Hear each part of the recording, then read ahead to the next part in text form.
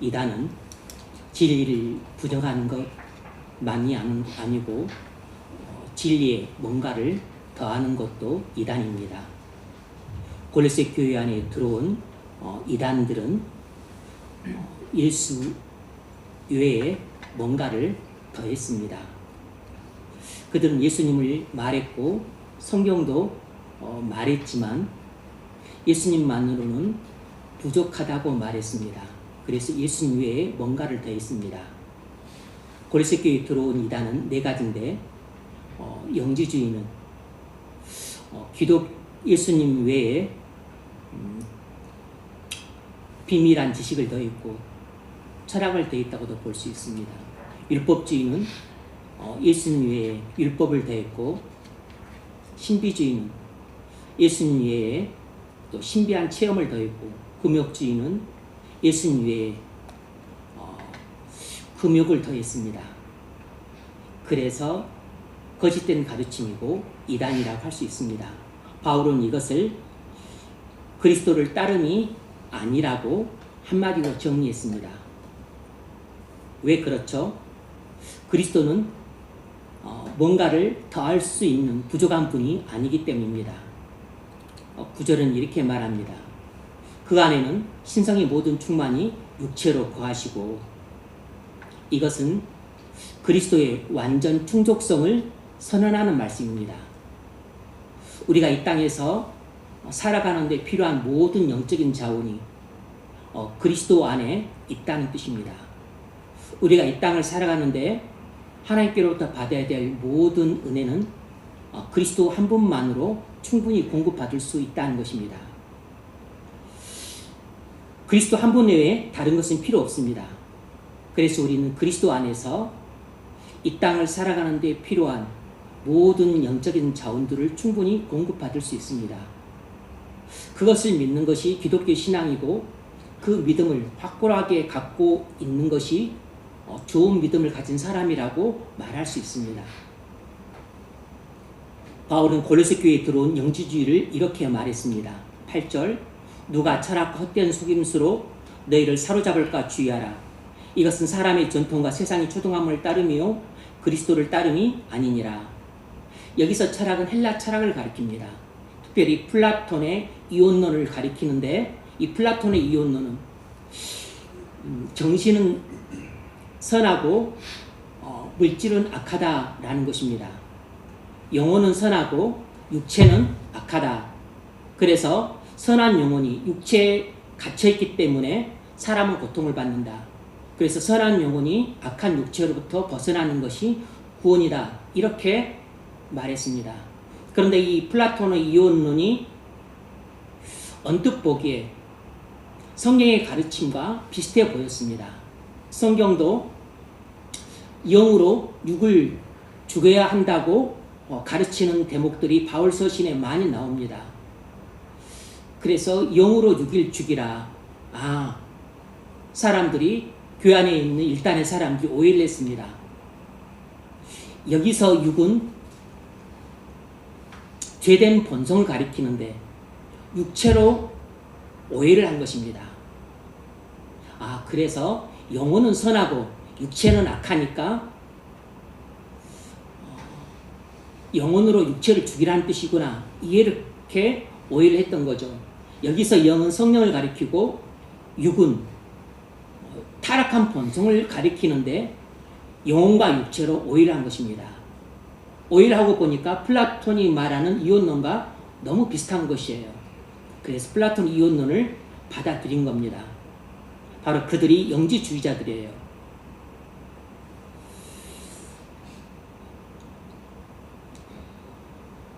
그래서 이 영지주의는 예수 플러스 철학인 것입니다. 그래서 영지주의는 본질적으로 혼합주의예요. 바울이 영지주의를 가리켜 헛된 속임수라고 했는데 이건 영지주의 정체를 말한 것입니다. 영지주의 정체가 이단이라는 것입니다. 예수의 플라톤 철학을 덧붙여서 헛된 속임수를 써서 사람을 멸망으로 이끄는 이단이라는 것입니다. 그러므로 영지주의 정체는 이단이고 영지주의의 본질은 혼합주의인 것입니다. 오늘날 교회 안의 형태만 바뀐 현대판 영지주의가 깊이 스며들어 있습니다. 영지주의가 초대교회를 혼란에 빠뜨린 것처럼 오늘날에는 이 현대판 영지주의가 교회를 혼란스럽게 만들고 있습니다. 이 현대판 영지주의는 다양한 혼합주의로 나타나고 있습니다. 오늘 우리는 이 현대판 영지주의가 어떻게 오늘날 혼합주의로 나타나고 있는가를 살펴보려고 합니다. 이 현대판 영지주의가 오늘날 네 가지 혼합주의로 특별히 나타나고 있습니다. 분량이 많아서 가급적 좀 빨리 말을 해보겠지만 주의해서 잘 들어보시기 바랍니다. 조금 이론적이고 지식적인 내용들이 많이 있을 수 있지만 이 골로새서 오늘 본문이 골로새에 들어온 이단을 다루는 내용이기 때문에 이단이나 사이비를 다룰 때만 다룰 수 있는 내용입니다. 그래서 일반적으로는 좀처럼 다루지 않을 내용들이에요. 오늘날 현대판 영지주의는 네 가지입니다.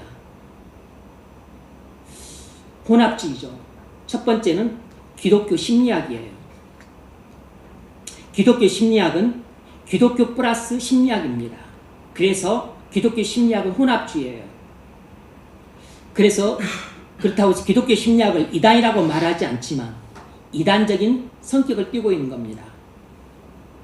잘못된 기독교인 거죠. 기독교 심리학의 관점은 인간의 근본적인 문제는 죄가 아니라 마음의 상처라고 말합니다. 그래서 인간에게 필요한 것은 마음의 상처를 치유하는 것이지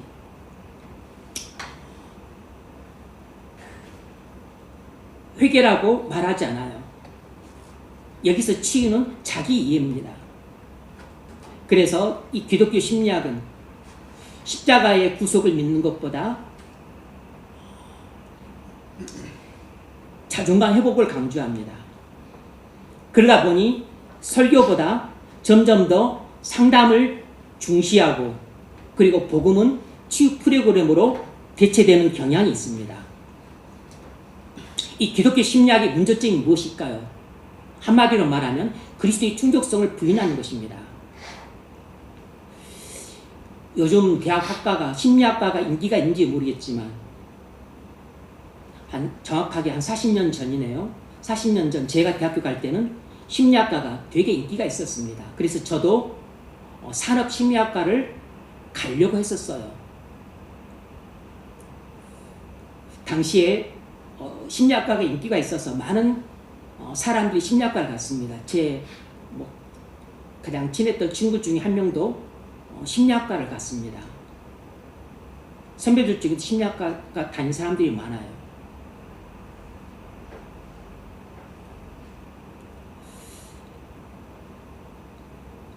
그리스도만으로는 부족하고 심리 상담을 통해 많은 도움을 주므로 교인들의 상처를 치유할 수 있다고 주장합니다. 그런데 이런 비성경적인 주장에 많은 목회자들과 교인들이 동조하고 있는 실정입니다. 심리학은 20세기 초 프로이트에 의해서 시작된 학문입니다. 프로이트는 이 정신분석 인물이라는 책을 통해서 인간의 무의식과 억압을 중시하면서 이것에 대한 설명으로 이드와 에고와 슈퍼에고 이런 용어들을 사용하면서 인간의 심리를 분석하기 시작을 했습니다. 이것이 오늘날 심리학의 토대가 되었고 이것이 의학적으로는 발달해서 정신의학이 된 것이에요. 인간의 행동이 의식적 의지보다 무의식적 갈등과 욕망에 의해서 크게 좌우된다고 주장합니다. 심리학은 근본 인본주의적 세속 학문이에요. 심리학은 문자적으로는 영혼을 연구하는 학문이지만 사실은 인간 행동을 연구를 통해서 심리를 이해하려는 학문입니다.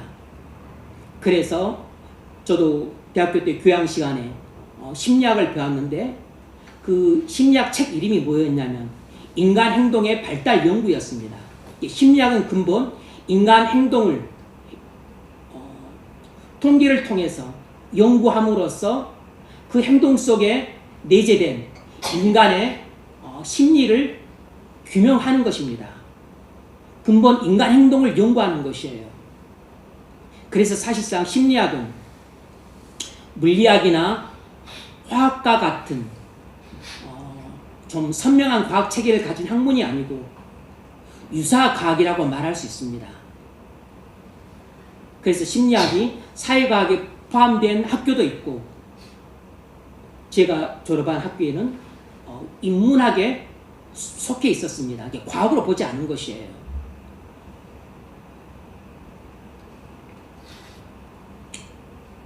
인간의 영혼을 알 수 있는 것은 심리학이 아니고 오직 성경입니다. 오직 우리의 영혼과 육체를 만드신 하나님만이 인간의 영혼을 알 수 있어요. 그러므로 인간의 영혼을 알 수 있는 것은 성경과 성령 하나님뿐입니다. 그래서 하나님 말씀이 기록된 성경과 하나님이신 성령만 우리 영혼의 문제를 온전히 다룰 수 있습니다. 심리학은 인간 행동을 연구해서 인간의 심리를 조금 이해할 수 있을 뿐이에요. 심리학은 근본 무신론과 진화론을 기초로 하고 있습니다. 그러니까 완전히 세속적인 학문인 거예요. 다시 말하면 상당히 비성경적인 학문인 것입니다. 왜냐하면 심리학은 근본 성경이 말하는 죄론 자체를 부인하고 들어가요. 창조론 자체를 부인하고 들어가는 것입니다. 진화론을 기반으로 하고 있기 때문에. 그리고 무신론을 기반으로 하고 있는 것이에요. 이 기독교 심리학의 핵심 문제점이 무엇이냐면 심리학의 전제들이 기본적으로 다 틀렸다는 것입니다. 첫 번째로 인간의 본성은 근본적으로 선하다고 주장합니다. 그래서 인간이 안고 있는 문제에 대한 해결책은 인간 속에 다 있다는 것이에요. 인간이 억압을 받고 어떤 무의식 속에서 어떤 행동을 나타내는데 그것에 대한 원인은 전부 인간 안에 내재되어 있다는 것입니다.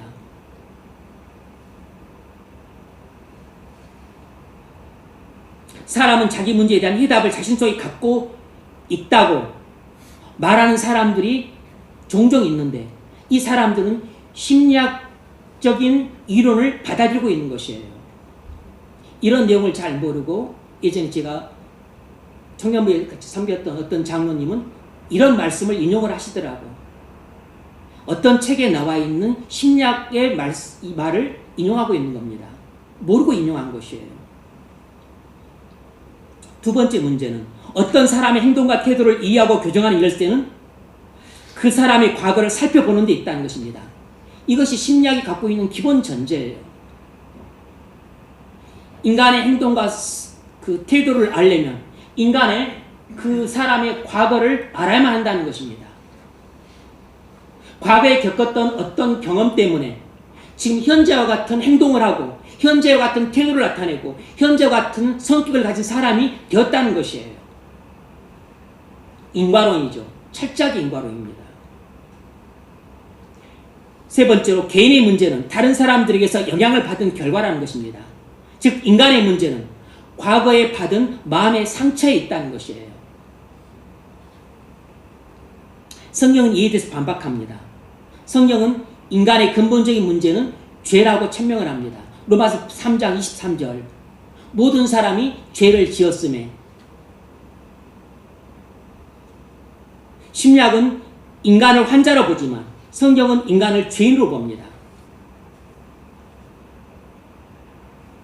그래서 심리학의 주장은 뭐냐면 인간 마음속에 뿌리박힌 마음의 상처는 오직 심리학인 요법을 이용하는 전문가들의 그 상담을 통해서 치유될 수 있다는 것이에요. 인간에게 깊게 뿌리박힌 마음의 상처는 심리학적인 요법을 이용할 수 있는 전문가들의 상담을 통해 치유될 수 있다는 것입니다.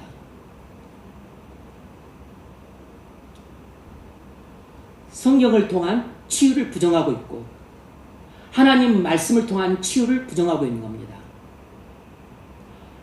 하나님을 뒷방 늙은이로 전락시키고 있는 것이에요. 하나님을 배제한 치료입니다. 성경과 기도와 목회자의 상담은 특정한 유형의 문제들을 해결하는 데 있어서 부족하고 부적절하다는 것이에요.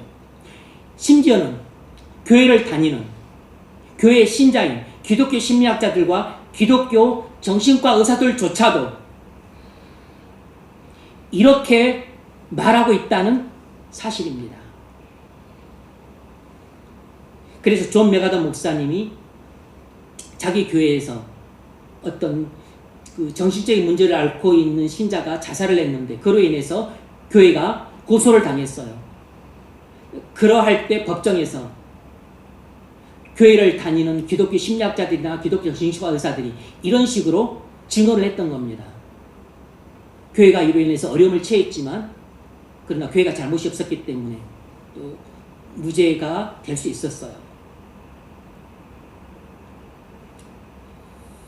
오늘날 많은 목회자들이 이 기독교 심리학자들이나 기독교 정신과 의사들이 전문가라는 이유로 이들의 말을 신뢰하고 수용하고 있습니다.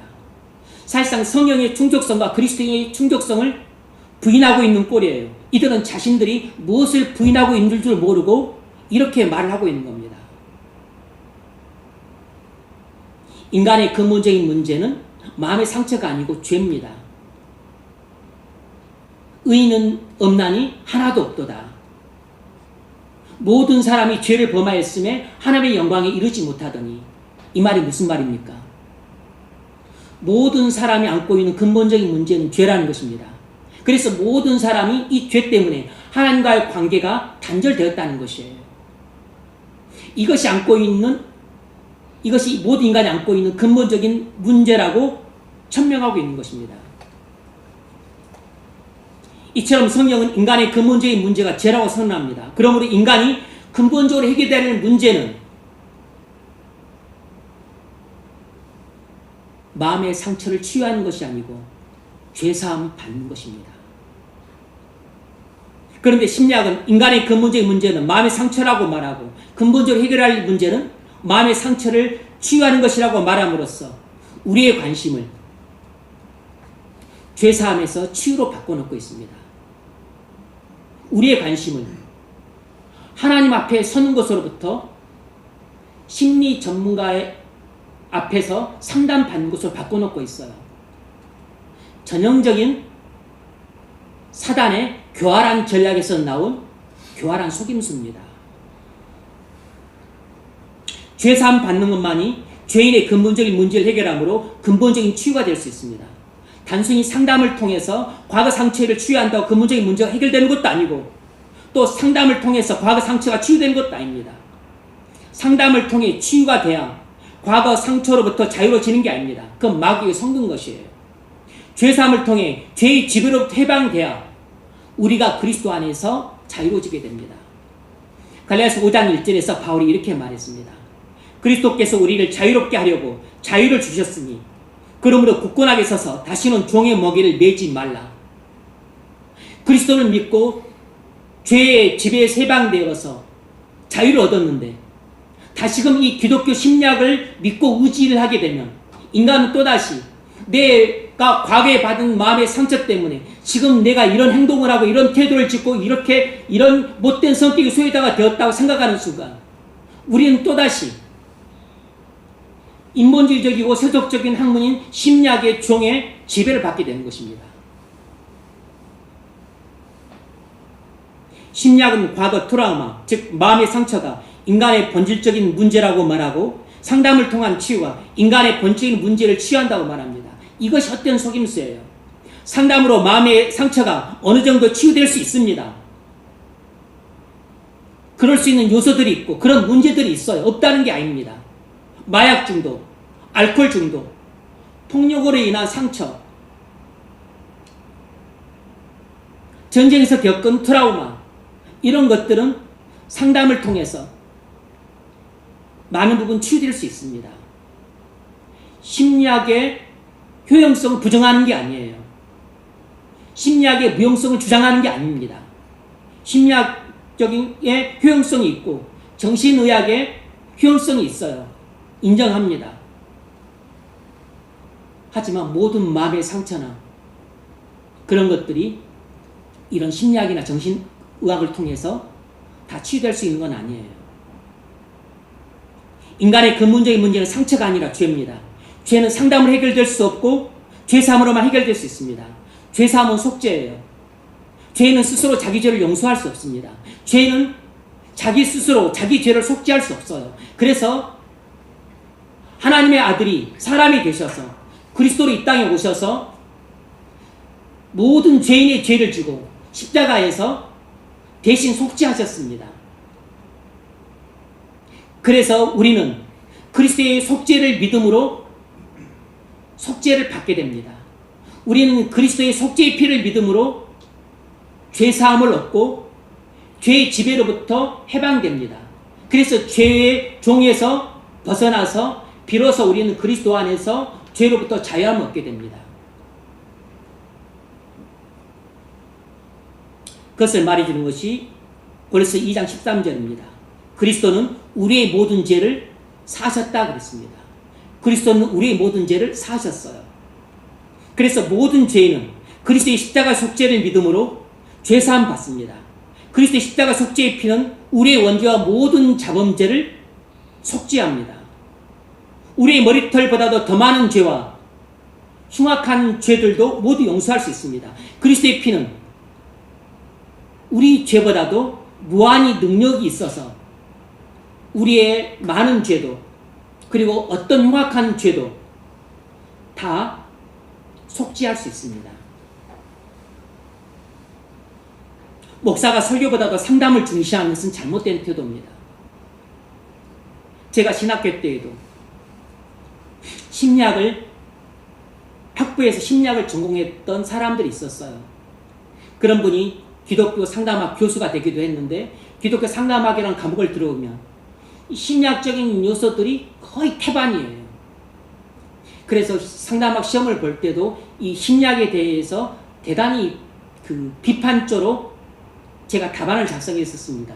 그랬더니 답안 작성을 잘했음에도 불구하고 B+가 나왔어요. 아마 이걸 채점했던 교수님은 반감을 품었을 수 있습니다. 그래서 성적 이의제기를 했어요. 그랬더니 2단계가 올라갔더라고요. A 자료가 나왔더라고요. 그 당시만 하더라도 심리학을 전공했던 그 전도사님들한테는 네 앞으로 기독교 상담학을 전공하면 좋겠다. 이런 식으로 무조건 다 권면을 했습니다. 심리학이 기독교 상담학을 전공하고 그리고 앞으로 사역자로서 상담하는 데 엄청나게 도움이 될 것이라고 사람들은 대부분 다 그렇게 이야기를 했습니다. 심리학이 대단히 비성경적인 학문이라는 사실을 아는지 모르는지 잘 모르겠지만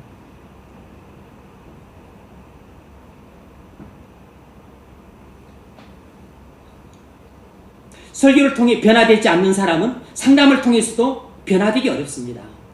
목사도 상담을 하고 중요하게 여깁니다. 그러나 상담은 설교에 대한 보완이지 대체가 아닙니다. 목사가 교인들을 상담하는 것은 개인적인 구체적인 문제에 대한 자세한 가이드를 위한 것입니다. 사실상 한 번의 설교가 10,000명의 교인들에 대한 충분한 상담이 될 수 있습니다. 한 번의 설교로 10,000명의 교인들을 충분히 상담할 수 있어요. 물론 심리학적인 측면과 정신적인 의학적인 측면에서 상담이 필요한 경우도 있습니다. 앞서 말했던 것처럼 전쟁에 참여해서 트라우마를 겪은 그런 군인들, 알코올 중독, 마약 중독, 폭력을 하는 피해, 여러 가지 부분에 있어서 그런 요소들이 필요합니다. 유용성이 있어요. 부정하지 않습니다. 그러나 우리의 문제는 근본적으로 과거 상처가 아니라 죄이기 때문에 상담이 필요한 게 아니라 그리스도를 믿는 게 필요합니다. 우리 죄를 회개하는 게 필요한 것이에요. 죄에 대한 해결책은 믿음과 회개이지 상담이 아닙니다. 여러분의 죄 문제는 상담을 통해 치유되는 게 아니라 십자가를 믿고 자기 죄를 회개함으로 죄 용서를 받을 때 해결됩니다. 그러므로 죄 문제로 고통받고 있다면 지금 당장 십자가 앞으로 나가십시오. 예수님이 십자가에서 여러분의 모든 죄를 지고 하나님의 형벌을 받으셨습니다. 이 십자가 구속을 믿을 때 우리의 모든 죄가 용서됩니다. 그리고 나는 죄에서 해방됩니다. 그리고 나는 비로소 죄의 종에서 벗어나서 그리스도 안에서 참된 자유를 얻게 됩니다. 그리스도의 속죄를 믿으십시오. 믿었다면 죄 용서를 받았습니다. 여러분 인생의 근본적인 문제가 해결되었어요. 그리스도 안에는 죄 용서가 충만합니다. 그 안에는 신성의 모든 충만이 육체로 거하시고, 이 말씀 속에는 하나님 용서 하나님이기 때문에 용서가 충만하다는 뜻입니다. 그리스도 안에는 우리의 죄에 대한 용서가 충만합니다. 그러므로 그리스도를 믿는 사람은 그리스도 안에서 우리의 과거의 모든 죄와 현재의 모든 죄와 그리고 앞으로 미래에 있게 될 모든 죄까지도 다 용서받았습니다. 너희도 그 안에서 충만해졌으니, 여러분도 그리스도의 믿음으로 모든 죄를 충만히 용서받길 바랍니다. 두 번째는 영적인 실용주의입니다. 현대판 영주주의, 즉 이단적 성격을 띤 혼합주의로 두 번째는 영적인 실용주의예요. 영적인 실용주의는 기독교 플러스 실용주의입니다. 실용주의는 철학이에요. 미국의 19세기 말 20세기 초에 등장했던 프래그매티즘, 실용주의 철학입니다. 존 뒤가 대표자죠. 영적인 실용주의는 전형적인 혼합주의 복음입니다. 영적인 실용주의는 미국 실용주의 철학이 기독교에 접목되어서 신앙을 실용성 중심으로 해석하는 흐름입니다. 신앙이 실용성이 있어야 된다는 것이에요. 실용성이 없는 신앙은 무익하다는 것입니다. 기독교 신앙은 반드시 내게 현실적인 문제를 해결해야 되고, 현실적인 유용성이 있어야 되고, 내가 원하는 결과들을 가져와야 그게 참된 기독교 신앙이라는 것입니다. 어처구니가 없는 말이죠. 이런 영적인 실용주의의 대북격이 바로 로버트 슐러입니다. 여러분도 몇 번 들어보셨을 겁니다. 그리고 노만 빈센트 필, 자기 개발에 관한 책을 많이 주설하신 분입니다. 근데 이분이 목사님이세요. 그리고 로버트 슐러 목사의 3명의 유명한 제자인 리 워렌, 세드백 교회죠. 조엘 오스틴, 네이코드 교회입니다. 빌 하이벨스, 윌로 크릭 교회예요. 전부 대형 교회입니다.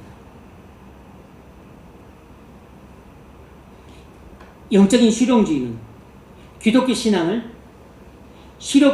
실용성이라고 하는 기준으로 해석하는 흐름이에요. 실용성이란 실제적인 결과와 그리고 현실적인 유익을 말합니다. 예배와 설교가 개인의 성공과 번영과 행복에 도움이 되어야만 가치가 있다는 것입니다. 완전히 기독교를 실용주의적 관점에서 바라보고 해석하고 있는 것이에요. 그래서 영적인 실용주의는 완전히 혼합주의 복음입니다. 이단이라고 말하지 않지만 거의 이단적인 성격을 띠고 있어요. 그래서 이 로버트 슐러는 긍정적 사고를 강조했고, 노만 빈센트 필은 적극적 사고방식을 강조했습니다. 그래서 책 이름도 적극적 사고방식이에요. 조엘 오스틴은 현대 번영신학의 대표주자입니다. 왜 이런 사람들을 이름을 거명하고 말해주냐면, 이 사람들 책이 시중에 기독교 서점에 아주 베스트셀러로 등장해 있고 스테디셀러로 나와 있기 때문이에요. 많은 복음주의 목회자들과 그리고 일반 교인들이 그 책을 엄청나게 많이 사서 봤기 때문에 베스트셀러가 되었고, 수십 년이 지났지만 지금도 스테디셀러인 것이에요. 영적인 실용주의 핵심 가치는 실용성입니다. 신앙은 삶의 문제 해결과 성공에 직접 기여한다는 것이에요. 그래서 이 영적인 실용주의가 추구하는 것이 성공과 번영과 행복입니다. 예수 믿으면 건강하고 복받고 성공한다는 것이에요. 문제점이 뭐죠? 핵심 문제점은 성경과 기준이 다르다는 것입니다. 성경에서 말하는 진리의 기준과 영적인 실용주의가 말하는 진리의 기준이 다르다는 것이에요. 영적인 실용주의의 기준은 실용성입니다. 결과가 좋으면 선이고 결과가 나쁘면 악이에요. 그런데 성경에서 진리의 기준은 하나님이 말씀하셨으면 선이고 말씀하지 않은 것이면 악인 것입니다. 그러니까 영적인 실용주의의 영향을 크게 받은 것이 오늘날 복음주의입니다. 미국의 복음주의, 한국의 복음주의, 이것들이 영적인 실용주의의 영향을 정면으로 받은 흐름이에요. 그래서 이 기준이 완전히 다릅니다. 이단이라고까지 말하지 않지만 거의 이단적인 성격을 띠고 있는 것이에요.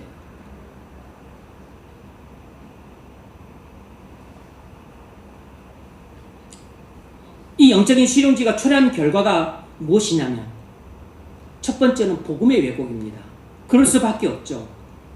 성경의 교리와 복음의 본질보다 실용적 효과를 더 중시했습니다.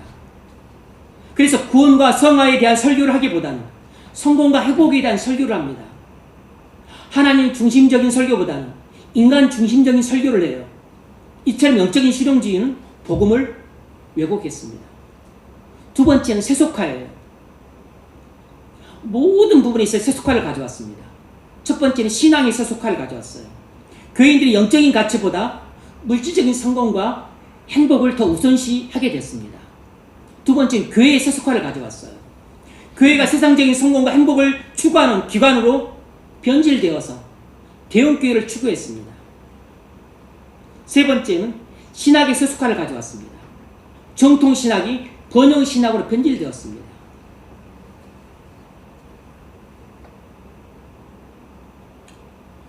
성경이 약속하지 않은 만사형통 메시지를 전파하고 있어요. 예수 믿으면 만사형통한다. 물론 그런 측면이 없는 것은 아니지만 항상 그런 식으로 설교를 하고 있다면 이것은 번영신학인 겁니다. 네 번째는 예배의 세속화를 가져왔습니다. 원래 정통 예배는 신자 중심 예배예요. 그런데 이 영적인 실용주의는 구도자 중심 예배로 바꿔버렸습니다.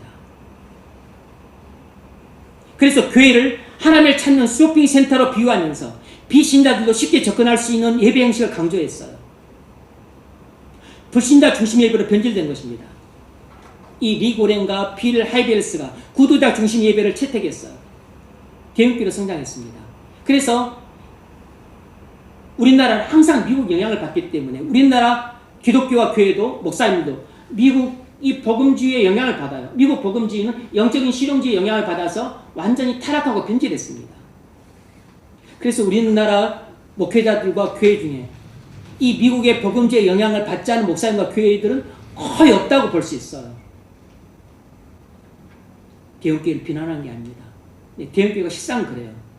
대형교회 목사님과 교회를 보면 이분들을 많이 초대했습니다. 리고렌, 빌 하이벨스, 조엘 워스틴, 대형교회에서 대부분 다 초빙을 했었습니다.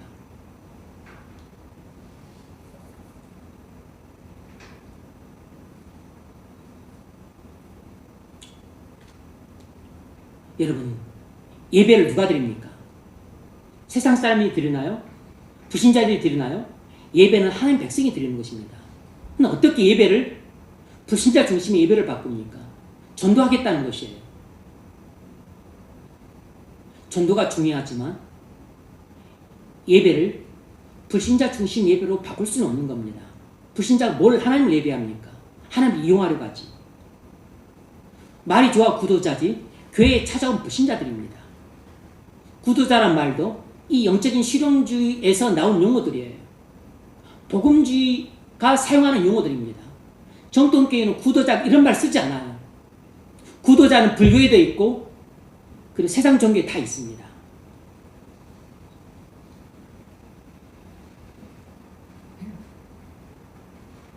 그 결과로 세 번째로 어떤 결과를 초래했냐면 첫 번째는 복음의 왜곡을 가져왔고 두 번째 세속화를 가져왔고 세 번째는 교회의 타락을 가져왔습니다. 그럴 수밖에 없죠. 복음이 왜곡되고 그리고 세속화가 됐으니 어찌 교회가 타락을 안 하겠습니까? 세속화는 반드시 타락으로 이어집니다.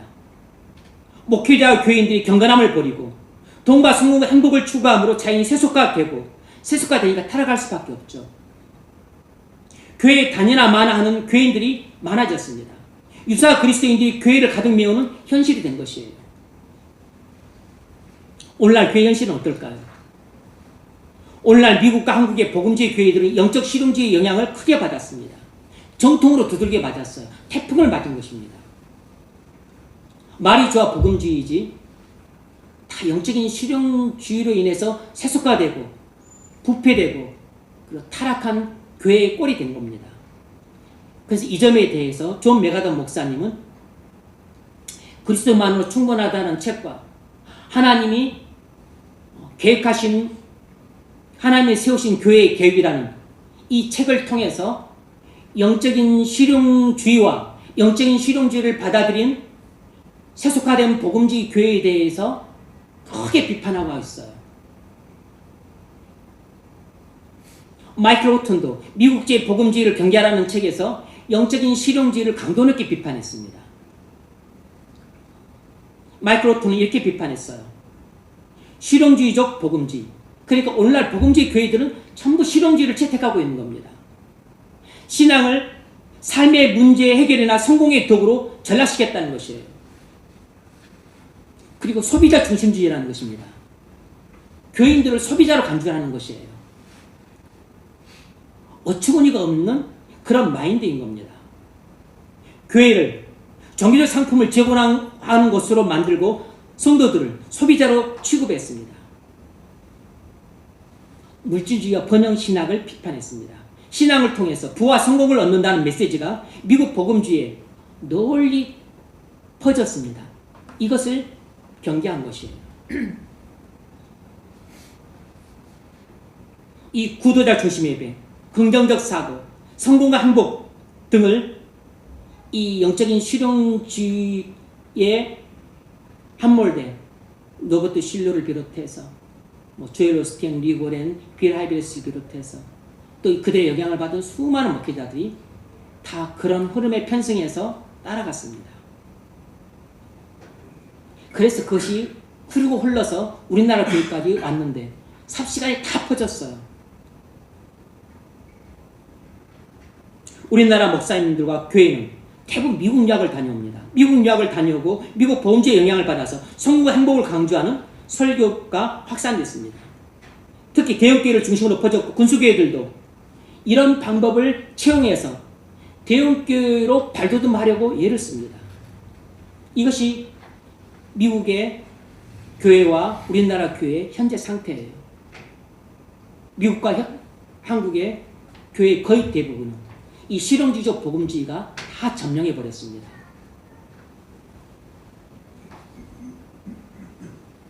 영적인 실용주의는 신앙 실질적인 유익을 주의한다는 철학을 기독교에 적용한 혼합주의예요. 신앙의 본질을 세속적 성공과 동일시했다는 점에서 복음을 완전히 왜곡한 거짓 복음입니다.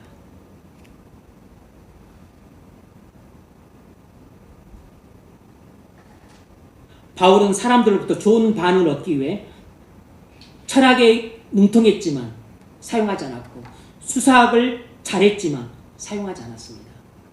그래서 사람들한테 유식한 척 보이기 위해서 철학을 사용하지 않았고 미사 요구를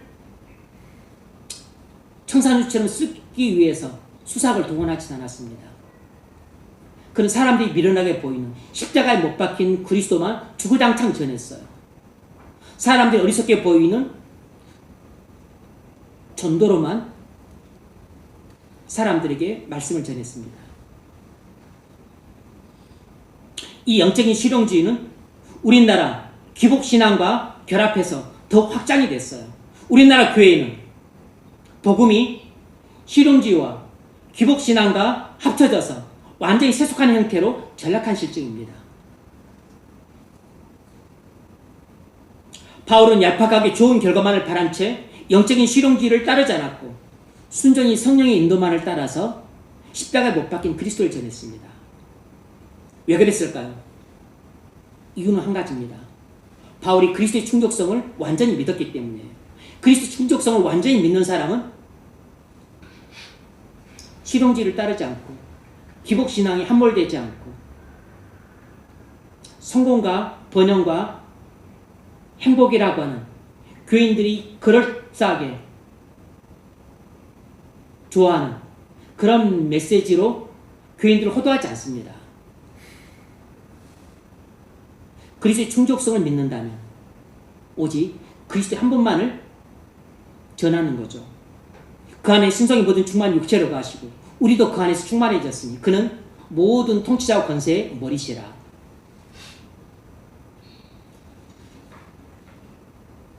바울은 그리스도의 충성성을 믿었기 때문에 굳이 철학을 사용해서 유시간치 하거나 수작을 사용해서 미사역으로 사람들의 충성을 받으려고 하지 않았습니다. 자정 휘어잡는 웅변을 하지 않았고 미련스럽게 보이는 설교만 주구장창했습니다. 오직 그리스도 안에만 하나님의 사람이 주실 수 있는 생명의 충만이 거했기 때문이에요. 여러분, 그리스도만으로 충분하다는 믿음이 약해지면 자꾸 그리스도 한 분 외에 다른 것에 눈을 돌리게 됩니다. 심리학에 눈을 돌리고 돈에 눈을 돌리고 성공에 눈을 돌리고 행복에 눈을 돌립니다. 긍정적 사고와 적극적 사고에 눈을 돌려요. 그리스도 한 분만으로 행복해지지 못할 것 같다는 생각이 우리를 혼합주의 신앙을 변질시킵니다. 혼합주의 신앙이 이단인 것은 아니지만 이단적 성격을 띤 잘못된 기독교인 것만은 틀림없어요. 올바른 기독교 신앙은 그리스도 한 분만으로 충분하다는 믿음입니다. 성령만으로 충분하다는 믿음이 올바른 신앙이에요. 오직 하나님 한 분만으로 나는 충분하다는 믿음이 그것이 바른 믿음인 겁니다. 여러분 바른 믿음을 가지셨나요? 교회를 오래 다닌다고 해서 중직자라고 해서 목사라고 해서 꼭 바른 믿음을 갖고 있는 건 아닙니다. 그리스도 한 분만으로 충분하다는 믿음을 가진 사람만이 올바른 믿음을 가진 사람입니다. 올바른 믿음을 가진 성도가 되시기를 바랍니다.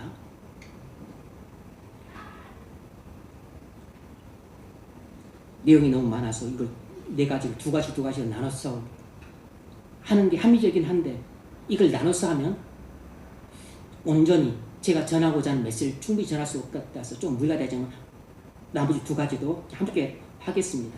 세 번째는 사회복음이에요. 현대판 영지주의. 세 번째는 사회복음입니다. 사회복음은 자유주의 신학 플러스 사회적입니다. 여러분, 사회복음은 예수 플러스 사회정의가 아니에요.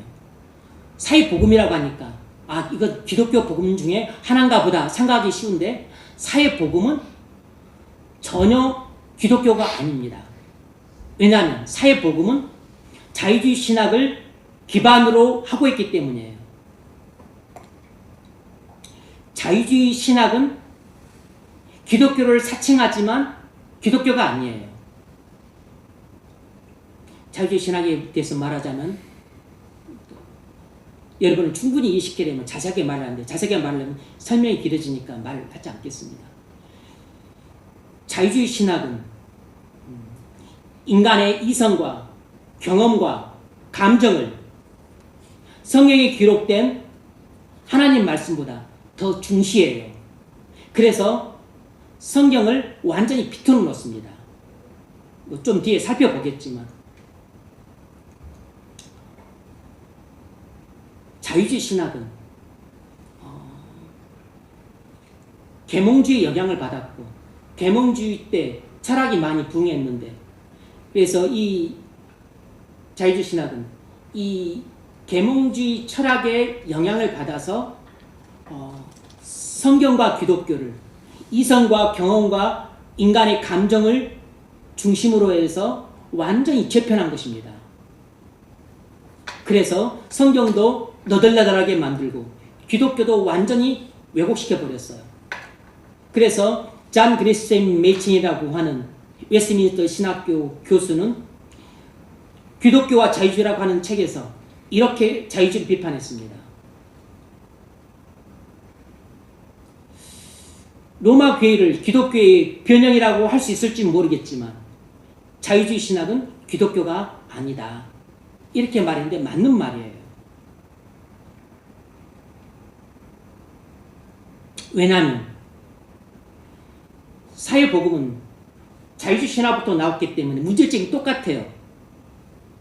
이 자유주의 신학에서 나온 사회복음의 문제점이 뭐냐면 수많은 문제점을 안고 있는데 첫 번째는 신관입니다. 삼일체 하나님을 믿지 않아요. 그리스도를 믿는다고 하지만 그리스도의 신성을 믿지도 않습니다. 두 번째는 성경관이에요. 그들은 성경이 오류가 있다고 주장을 합니다. 그러니까 이미 기독교가 아닌 거죠. 그리고 구원관도 잘못되었어요. 그들은 그리스도의 구속을 믿음으로 구원받는다고 말하지 않고 그들은 윤리적인 선행을 통해서 윤리적인 선행을 강조합니다. 거의 실질적으로는 거의 윤리적인 선행을 통해서 구원받는다고 말하고 있는 셈이에요. 그런데 사회복음은 개인 구원을 거의 등한시하고 사회 구원을 말합니다. 이 사회복음은 무슨 뜻이냐면 사회개혁 플러스 문화변혁이에요. 사회개혁이 이루어지고 문화변혁이 이루어지는 것을 사회구원으로 봅니다. 그러니까 이 사회복음에서는 죄를 사회구조적인 악으로 인식을 해요.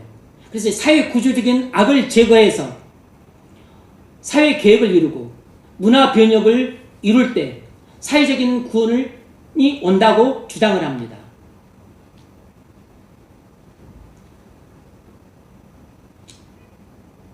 그렇게 해서 윤리적인 하나님 나라가 세워진다고 말을 해요.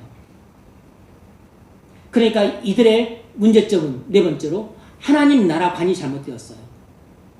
성경이 말하는 하나님 나라관은 예수를 믿고 구원받은 하나님 백성들의 공동체인데 이들이 말하는 하나님 나라관은 윤리적인 하나님 나라예요. 사회개혁을 통해서 사회구원을 받고 그래서 이렇게 사회구원이 이루어져 있는 상태 속에 살고 있는 사람들 이들이 바로 윤리적인 하나님 나라라는 것입니다. 자유주의 신학과 사회복음은 윤리를 엄청 강조합니다. 그 이유는 자유주의 신학이 칸트의 영향을 받았기 때문이에요. 칸트의 철학이 윤리 철학이잖아요. 칸트는 순수이성 비판과 실천 이상 비판을 통해서 윤리 철학을 완성한 사람입니다.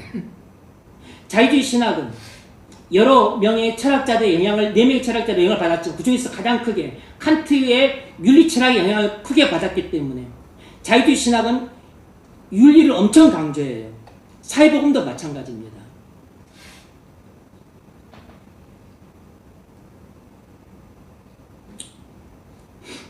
사회복음이 나오게 된 것은 미국의 월터 라우센 부시라고 하는 사람이 목회자 아들로 태어났어요. 그의 아버지는 루터교 선교사이자 침례교 목사였습니다. 그런데 이가 독일 이민자 아들이에요. 그래서 당시에는 독일이 선진사회였기 때문에 철학과 신학이 발달한 곳이잖아요. 그래서 독일로 유학 가는 것이 선망이었습니다. 그래서 독일로 유학을 가서 독일 베를린 대학에서 하르낙의 지도를 받았어요. 하르낙이 누구냐면 니첼의 영향을 받은 사람인데 니첼이 자유주의 신학의 대부입니다. 니첼은 칸트 철학의 영향을 기대하게 받은 사람이에요. 칸트, 니첼, 하르낙의 지도를 라우센 부시가 바꿔서 미국에 돌아왔습니다. 근데 당시 미국은 19세기 초에 도시화와 또 급격한 산업화와 그리고 급격한 이민화로 인해서 미국 사회 자체가 엄청난 빈부격차와 그리고 노동자들의 빈곤, 또 극빈층들의 어려움, 마약 중독, 알코올 중독 이런 사람들이 넘쳐났어요. 라우센 부시는 고민했습니다. 현실 문제를 하나도 해결하지 못해주는 기독교 신앙이 무슨 소용이 있나? 현실 문제를 해결해 줘야지. 라고 하면서 그가 주창을 하게 된 게 이렇게 많은 사람들이 불행하게 사는 것은 사회 구조적인 악대입니다. 사회 구조적인 악이 바로 죄다. 이렇게 인식을 하면서 사회 정의를 외쳤습니다. 그래서 사회 계획을 통해서 사회 구조적인 악을 제거하고 그것이 바로 사회 구원이다. 이렇게 사회 구원을 이루어갈 때 윤리적인 하나님 나라를 세울 수 있다고 주장을 한 것이에요. 그것이 상당히 먹혔습니다. 많은 사람들의 호응을 받았어요. 그런데 이 사회복음이 1960년대 70년대 남미로 건너가서 해방신학으로 자리 잡았습니다. 구스타포 구티 에르지라고 하는 목사님을 통해서 해방신학으로 자리 잡은 당시 남미는 군사 독재가 횡행하고 그래서 또 빈층이 많고 또 사회가 불안했기 때문에 당시 들어와 있던 막시즘과 가미가 되어서 그런 식으로 남미에 지대한 영향을 미쳤습니다. 이 사회복음이 우리나라에는 1970년에 들어왔는데 안병무와 서남동에 의해서 들어왔어요. 이 신학이 주로 기장측으로 전해졌습니다. 그래서 그 영향을 받은 분들이 여러분이 들어보셨는지 모르겠는데 옛날 정치계에 투신했던 문익환 목사님이나 또 문동환 목사님이나 박형준 목사님 이런 분들이세요. 기장측은 원래 자유신학을 받아들인 교단입니다. 김재준에 의해서 자유신학을 받아들였고 또 사회복음도 자유신학에서 나온 것이니까 자연스럽게 기장측이 받아들였어요. 그래서 기장측은 항상 사회 정의를 강조합니다. 지금 공식적으로는 문서상으로는 기장측은 우리 개혁파 신앙 고백을 이렇게 말을 하고 있지만, 근데 이런 자유주의 신학이 아직도 강하고 사회 복음도 큰 영향을 미치고 있는 실정이에요.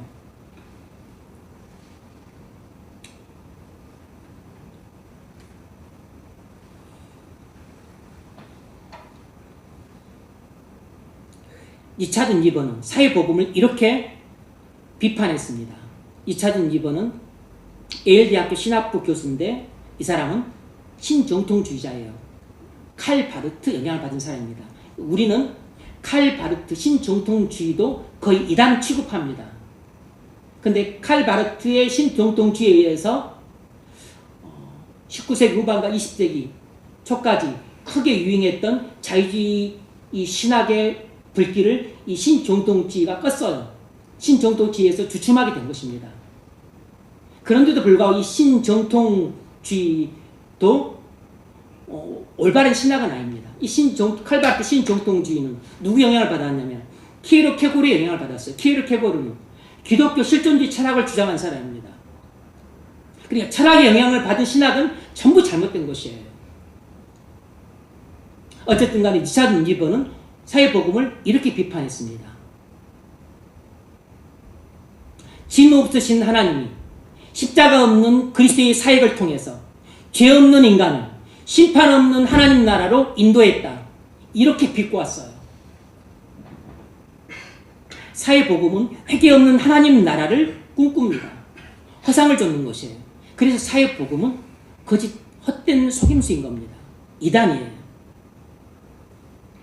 여러분, 정통 기독교는 그리스도의 대속을 믿음으로 의롭다함을 받고 성화되고 그렇게 해서 사회 정의를 추구해 갑니다. 이것이 순서예요. 그런데 사회복음은 순서가 완전히 거꾸로입니다. 사회 개혁을 추구해서 하나님 나라를 세우고 그렇게 해서 윤리적인 구원을 추구하는 것이에요. 그러니까 이단인 거죠. 그래서 기독교를 사칭하지만 복음이 아니고 이단인 겁니다. 예수님은 요한복음 3장 3절에서 이렇게 말씀하셨습니다. 너희가 거듭나지 않으면 하나님 나라를 볼 수 없느니라. 여러분, 사회개혁과 문화변혁도 그리스도 안에서 얼마든지 충분히 가능합니다. 왜냐하면 그 안에 신성에 모두 충만한 육체로 거하시기 때문에. 주님도 사회 정의를 원하세요. 공평과 정의가 하수같이 흐르는 나라가 되기를 원하십니다. 퇴폐적이고 음란한 문화가 번창하기를 원치 아니하시고 올바른 기독교 문화가 번창하기를 원하세요. 그러므로 사회개혁과 문화변혁도 그리스도 안에서 얼마든지 충분히 가능합니다. 유럽에서 일어난 사회개혁과 문화변혁은 그 원동력이 기독교 복음에서 나온 것입니다. 민주주의가 확산된 것도 종교개혁에 큰 영향을 받았기 때문이에요. 미국에서 일어난 사회개혁과 문화변혁이 어디서 왔을까요? 근본적으로 청교도들의 신앙에서 왔습니다. 바로 이런 기독교 복음에서 나온 거죠. 미국에서 민주주의가 확산된 것도 기독교 복음, 청교도 신앙의 영향을 크게 받은 것입니다. 사회 정의는 복음 전파의 결과이지 상위주의 자체가 복음이 아니에요. 사회 정의는 기독교의 열매지 사회 정의 자체가 기독교는 아닙니다. 월터 라우센부시는 현실의 고통을 외면한 신학에 대한 반작용에서 출발했어요. 복음 대신 사회정의를 부르짖었습니다. 그 결과 사회정의는 남았지만 복음은 사라졌습니다. 그 결과 사회개혁은 남았지만 개인 구원이 사라졌어요. 아무리 사회개혁이 필요하고 사회정의가 중요하더라도 사회개혁과 사회정의로는 죄인을 구원할 수 없습니다. 사회복음으로는 하나님 나라를 세울 수 없어요. 그리스도의 대속의 복음을 전하지 않고 사회개혁과 윤리적인 선행을 전하는 것은 복음이 아닙니다.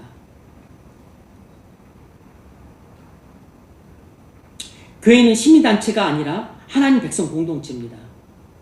개인 구원을 외면하고 사회 구원만 말하는 것은 기독교가 아니라 사회사상이에요. 사회복음은 자유신화를 바탕으로 한 이단이므로 철저하게 배격해야 됩니다. 그렇다고 그래서 오해를 하지 마세요.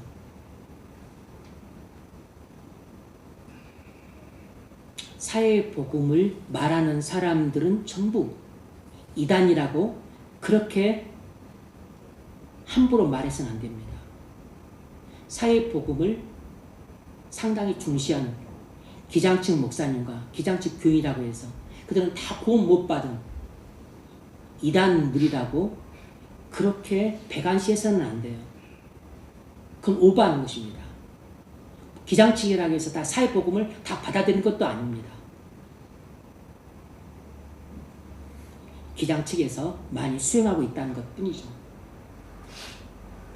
항상 사람들은 관성의 법칙을 따라서 이렇게 말을 하면 기장층은 사회복음에 물들었고 기장층 목사와 교회인들은 완전히 머리에 뿔난 이단들이다.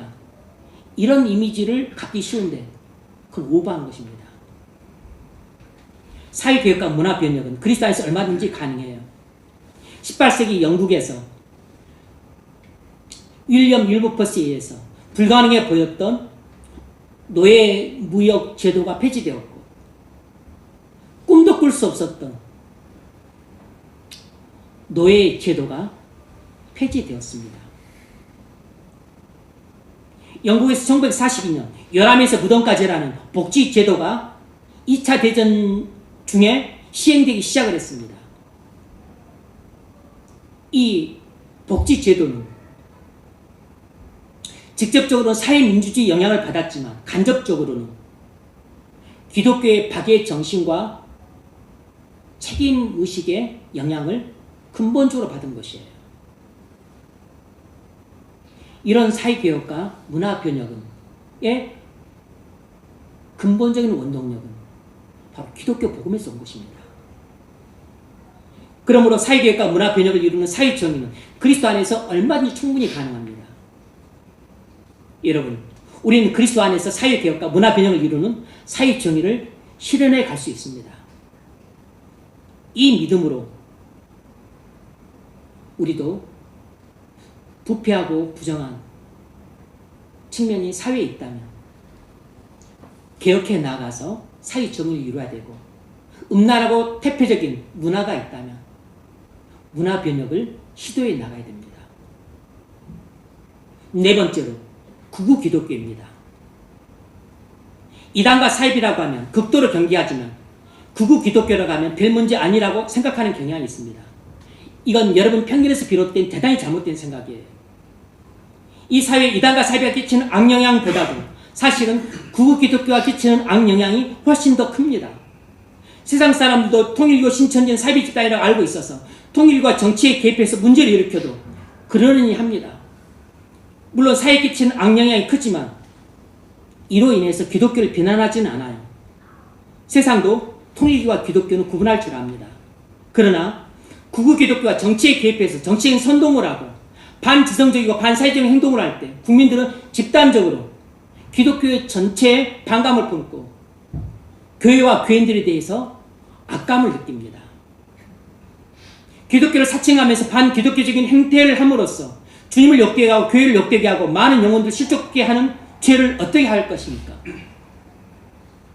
뿐만 아니라 극우 기독교가 저지르는 반지성적이고 반사회적 행태 자체만으로도 사회에 많은 악영향을 끼치고 있습니다. 그런 점에서 극우 기독교는 이단과 사이비 집단보다도 오히려 교회와 사회에 끼치는 악영향이 훨씬 크다는 것을 인식해야 됩니다. 작은 문제가 아니에요. 극우 기독교의 실체가 무엇입니까? 기독교 플러스 극우 정치 인용입니다. 그래서 극우 기독교는 혼합주의예요. 이단은 아니지만 이단적인 사상입니다. 극우 기독교가 태동된 배경은 보통 학문적으로는 세 가지를 이야기합니다. 첫 번째, 국가 사회주의, 국가주의. 두 번째, 반공주의. 세 번째, 권위주의. 이런 사회 배경 아래에서 극우 기독교가 태동된다고 학문적으로는 이야기를 해요. 그런데 이 세 가지 요소를 모두 충족시켰던 시대가 있었습니다. 바로 독일의 히틀러의 시대예요. 그때는 완전히 국가주의, 민족주의였습니다. 아리안 민족주의, 그리고 독일 국가주의 사이였어요. 반공주의였습니다. 나치즘이 파시즘이기 때문에 파시즘은 아주 철저한 반공주의입니다. 그리고 권위주의 시대였어요. 어떤 반대자들도 용납하지 않고 다 치워버렸습니다. 심지어 폭력을 행사하고 그리고 잡아 죽였어요. 그래서 독일 히틀러 치하 파시즘 그 사회에서 독일의 대부분의 교회들이 극우 기독교 성향을 띠면서 나치즘에 환호하고 나치즘을 지지하고 동조하고 소극적으로는 침묵했습니다. 이에 반발했던 칼 바르트는 스위스로 망명했고, 그리고 본 회퍼는 저항하다가 순교했습니다. 우리나라도 이 세 가지 태동 배경을 똑같이 갖고 있습니다. 국가주의, 반공주의, 권위주의. 이 세 가지가 1950년 이후 거의 지금까지 계속되고 있는 사회예요.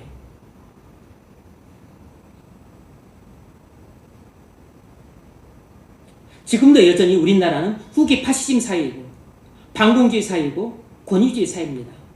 그래서 이런 시대적 배경이 극우 기독교가 활기를 칠 수 있는 배경이 된 것입니다. 미국은 예전에 안 그랬는데 트럼프가 등장하면서 무역 불균형과 불법 이민과 동성애에 반감을 품고 경제 위기와 가정 파괴에 히스테리컬한 반응을 보이기 시작했습니다. 항상 공산주의를 경계해왔지만 이제는 대놓고 반공을 외치고 권위주의 사회가 되면서 극우 기독교가 활기를 치기 시작했습니다. 우리나라는 구구 기독교가 1950년 이후에 냉전 시대의 반공주의와 결탁하고 군사정권 시절 안보와 질서의 담론에 힘입어서 정당화됐기 때문에 활개를 칠 수 있었어요. 그래서 옛날 목사님들은 대부분 반공주의 앞장서는 구구 성향의 목사님들이 많았습니다. 아주 대놓고 반공주의를 외쳤어요. 그걸 애국이라 생각했습니다. 그런 측면이 없지 않아 있죠. 근데 당신들은 모르셨겠지만 구구 기독교는 기독교의 구구 정치 이념을 가미한 혼합주의인 것입니다. 기독교의 기정적인 모습이에요. 역사적인 관점에서 보자면 기독교 이꼴 반공애국이라는 프레임을 가졌던 겁니다. 우리나라에서는 특별히 기독교 이꼴 반공애국 종교라는 프레임을 가졌어요. 그래서 특별히 우리나라 정치 지도자들은 뭐 이승만을 제외하고 나머지 대부분 군사 그 정권 시절이었으니까 반공을 외치면서 대부분 정권을 잡았기 때문에 반공 이꼴 기독교 이꼴 반공애국이라는 이 프레임을 가진 기독교에 대해서 되게 호감을 품었고, 그래서 이런 성향을 가진 목사님들이 마음껏 활동할 수 있도록 오히려 장을 열어줬습니다. 그래서 유신이 선포되고 지 1년 뒤에 1913년에 당시는 서슬퍼렇던 시절이에요. 집회를 함부로 가질 수 없었던 시절이었습니다. 그런데 어떤 일이 있었는지 아십니까? 빌리 그레엄 목사님이 여의도 광장에서 무려 닷새간 집회를 가졌는데 마지막 날에는 110만 명이 넘는 인파가 모일 정도였습니다. 1973년 그 유신 체제 아래에서는 있을 수 없는 일이었어요.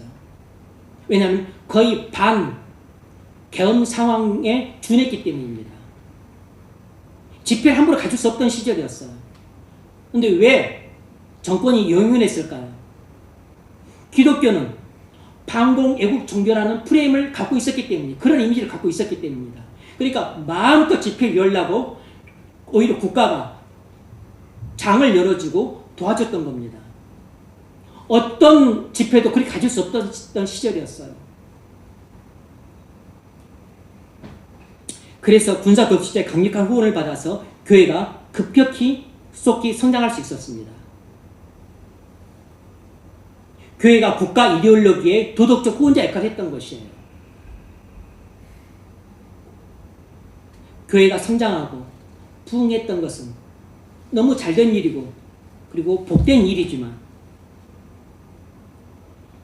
이런 반공애국이라는 프레임에 갇히고 국가 이데올로기의 도덕적 후원자 역할을 했다고 하는 것은 후대 역사가들의 비판을 면치 못하고 있는 겁니다. 지금에 와서야 비판을 받고 있는 것이에요.